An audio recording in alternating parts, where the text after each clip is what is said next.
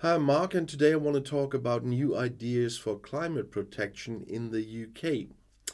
In order to get a better grip on the consequences of climate change in cities, a British scientist recommends targeted incentives for garden owners. The idea presented by Ross Cameron for the University of Sheffield should be rewarded for creating green, sustainable gardens, for example, with tax breaks or reduced water prices. Gardens, which account for as much as a third of urban space, are essential for keeping buildings and urban environments cool in summer, absorbing rain, preventing flooding, and providing an important haven for animals, argues Cameron. Gardens have to be green and full of plants, according to the scientist, who advocates that overgrown gardens should no longer be socially outlawed, but encouraged even. Trends like gravel gardens could be very detrimental to the urban environment. They are forbidden here in my hometown, meanwhile, by the way. According to the researcher, concrete areas used as car parking spaces or sterile outdoor areas are factors that increase temperatures in cities and the risk of flooding. According to his analysis, in the past 20 years alone, half of the green garden areas have been lost in some cities.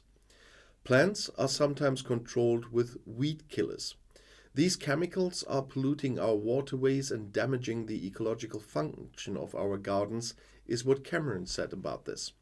If he had his way, garden owners should be financially rewarded if they planted at least 50% of their open space with greenery or planted or maintained trees. The researcher spoke out in favor of a ban on weed killers, as well as for a maximum permissible area that can be laid out with artificial turf. When planning new buildings, it should also be mandatory to provide for well-planted green spaces. Here in Germany too, I already mentioned it, authorities and environmentalists are increasingly opposed to the sealing of garden areas. The state of Baden-Württemberg banned the creation of new gravel gardens in 2020, and they are also not permitted in several other federal states and municipalities like my hometown. According to Lower Saxony's building code, gravel gardens have been prohibited since 2012.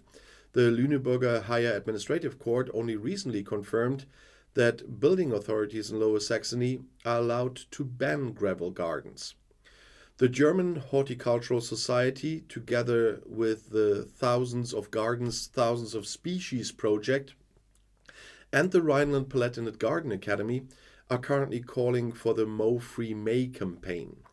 In many places, mowing is done up twice a week or more in May, and in many neighborhoods, there is social pressure to be what they call tidy. The call not to mow in may feel downright revolutionary, they say. But the idea caught on, and many gardening enthusiasts have since taken part. Consciously mowing less often is not a sign of neglect, but of ecological awareness, said the authority. A conscious approach to your own garden helps to counteract the global sustainability crisis. And the result is beautiful. After there was no mowing in May, you can enjoy the Pentecost weekend in the garden and immediately experience the effect of your useful, lazy gardening because it is blooming and humming in all corners, they say. Well, I don't have a garden. I have a balcony, but I would have fun with that. I would have to take more pills because I do have hay fever and a lot of other allergies, but also hay fever. And that wouldn't be that fun, but I can understand what they're doing. And as I said, in my hometown, new gravel gardens are forbidden as well.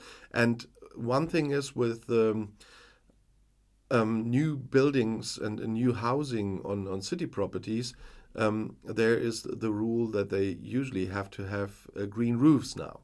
And even some facades of some new kindergartens and so on are green now.